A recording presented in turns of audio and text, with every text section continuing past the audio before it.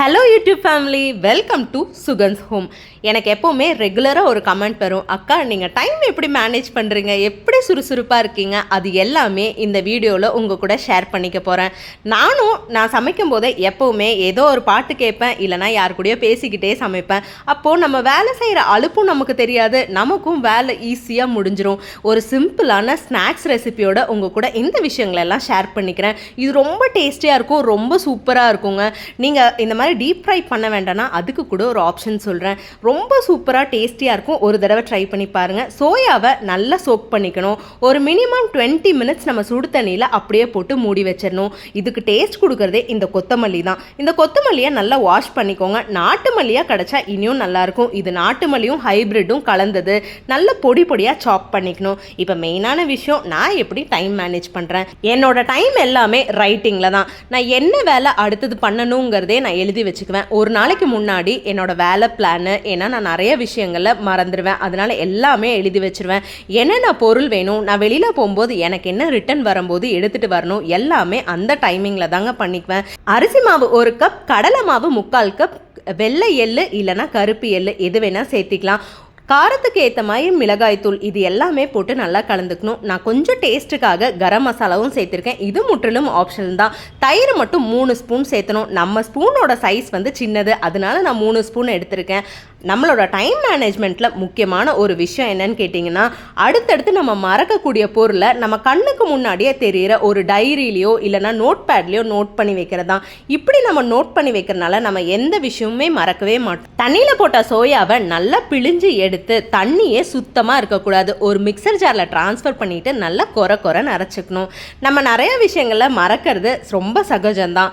இந்த மாதிரி டைம்லலாம் நம்ம எழுதி வைக்கிறது ரொம்ப ரொம்ப பெஸ்ட்டுங்க. டைம் எப்படி கீப் அப் பண்ணணும் அப்படின்னா, ஒரு டைமுக்கு ஒரு ஷெட்யூல் பண்ணணும். நம்ம ஒரு விஷயம், நம்ம இன்றைக்கி இந்த சமையல் பண்ண போகிறோன்னா எல்லாமே ப்ரீ பிளான்டாக இருந்தால் மட்டும் நம்ம எல்லா வேலையுமே பண்ணிக்க முடியும். எப்போவுமே நம்ம வீட்டிலேருந்து ஏதோ செஞ்சுக்கிட்டே இருக்கணுமே அப்படின்னு நினைக்காதுங்க. வீட்டில் இருக்கிறது கூட சுலபம் கிடையாது. எல்லா வேலைகளிலும் கஷ்டம் இருக்கும். இது கூட கொஞ்சம் இஞ்சி பூண்டு பேஸ்ட்டையும் போட்டு நல்லா கலந்து விட்டுக்கணும். தண்ணியே இருக்கக்கூடாது. சோயாலேருந்து வர தண்ணியும் கொத்தமல்லியில் இருக்கிற தண்ணியும் ஈவனாக அதில் மிக்ஸ் ஆகிடும். நீங்கள் தேவையான அளவில் உப்பு மட்டும் போட்டு நல்லா சப்பாத்தி மாவு பதத்தில் பிணைஞ்சுக்கணும். நான் ஒர்க்கிங்னால என்னோட வேலைகளை எல்லாமே நீட்டாக இப்படி தான் ஷெட்யூல் பண்ணிக்குவேன். மார்னிங் நான் என்னென்ன செய்வேன், அதுக்கு நைட்டே ப்ரீ பிளான்டாக எல்லாமே செஞ்சு வச்சா மட்டும்தான் காலையில் நம்ம வண்டி ஓடும்.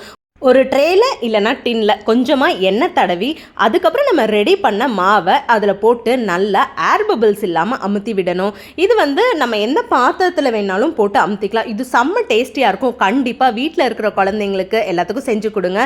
இது டிஃப்ரெண்ட்டான ரெசிபி கூட. அப்புறம் ஏன் எழுதி வைக்கணும், இது என்ன சின்ன பிள்ளைத்தனமாக இருக்கும்னு நினைப்பீங்க. எழுதுறது ரொம்ப ரொம்ப ஒரு நல்ல விஷயங்க. நமக்குன்னு ஒரு டைரி வச்சு எப்படி நம்ம இன்றைக்கி நடக்கிறதெல்லாம் எழுதி வைக்கிறோமோ அதே மாதிரி நம்ம ஒர்க் ஷெட்யூல் பண்ணணும். எனக்கு தெரிஞ்சதை நான் சிம்பிளாக உங்களுக்கு சொல்கிறேன். இப்போ நம்ம ரெடி பண்ண அந்த மாவு கலவையை ஃப்ரிட்ஜில் ரெஃப்ரிஜரேட்டும் பண்ணலாம். ரெஃப்ரிஜரேட் பண்ணிங்கன்னா ஒரு 10 நிமிஷம் வச்சாலே போதும். அதுக்கப்புறம் எடுத்து பாருங்கள், ஓரளவுக்கு நல்லா செட் ஆகிடும். தயிர் போட்டிருக்கிறதுனால நம்ம டீப் ஃப்ரை பண்ணலாம். எண்ணெய் எல்லாம் குடிக்காது, ரொம்ப டேஸ்டியாக இருக்கும். நான் எழுதி வச்சு என்னோட ஷெட்யூல் டைம் பண்ணுவேன்னு உங்களுக்கு தெரியும். அது நான் டீட்டெயில்டாக சொல்லிட்டேன். இப்போ நிறைய பேர் எழுதாமல் கூட எனக்கு ஞாபக சக்தி அதிகமாக இருக்குன்னு சொல்கிறவங்களுக்கு அது ரொம்ப சூப்பரான பிரெயின் பவருங்க. நம்ம எந்த அளவில் யோசிச்சுக்கிட்டே இருக்கோம் அந்த அளவில் நம்ம பிரெயினுக்கு அது ஒரு சூப்பர் எக்ஸசைஸ். இப்போ நம்ம 35+ ஆனனால கொஞ்சம் நம்ம ஞாபக மறதியும் ஆயிடுச்சு. இந்த மாதிரி நீங்கள் டைம் ஷெட்யூல் பண்ணிங்கன்னா கண்டிப்பாக உங்கள் லைஃப்பில் ஒரு சேஞ்சை நீங்கள் கண் கூட பார்த்துக்க முடியும். இலையை மட்டும் லைட்டாக வாட்டிட்டு அதுக்கு மேலே வச்சு மூடி வச்சிருங்க. அதில் வர தண்ணியெல்லாம் அதில் கலெக்ட் ஆகிடும். அந்த இலையோட டேஸ்ட்டும் நேச்சுரலாக அதில் இறங்கிடும். விசிலும் கேஸ் கட்டும் மட்டும் எடுத்து வச்சிருங்க.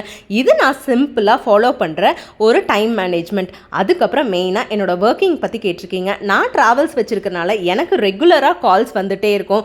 நான் இந்த குக்கிங் சேனலும் வச்சுருக்கேன், ட்ராவல்ஸும் பார்த்துக்கணும். இப்படி 2 வேலையுமே அட் அ டைமாக பண்ணுறதுக்கு ஒரே காரணம் என்னென்னா, பேஷன் வேறு வேலை வேறு.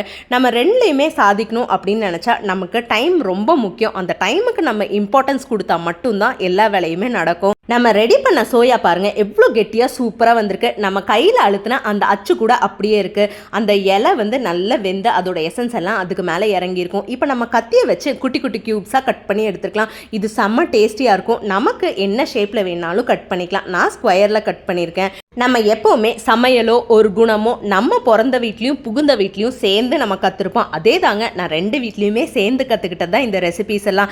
இதெல்லாம் என்னோடய மாமியார் வீட்டு ரெசிபி. நான் கூடவே இருந்து நிறையா கற்றுக்கிட்டேன். எங்கள் மாமியாரே கேட்பாங்க, எப்படி நீ இப்படி துருன்னு இருக்க, உனக்கு டயர்டே ஆகாதா அப்படின்னு கேட்பாங்க. அவங்கக்கிட்ட நான் சொல்கிற ஒரே விஷயம், நான் எப்போவுமே டயர்டானா என் ஃபேமிலி எப்போவுமே டயர்டாகிடுவாங்க. நான் எப்போவுமே எனர்ஜெட்டிக்காக இருந்தால் அவங்களும் சேர்ந்து எனர்ஜியாக இருப்பாங்க.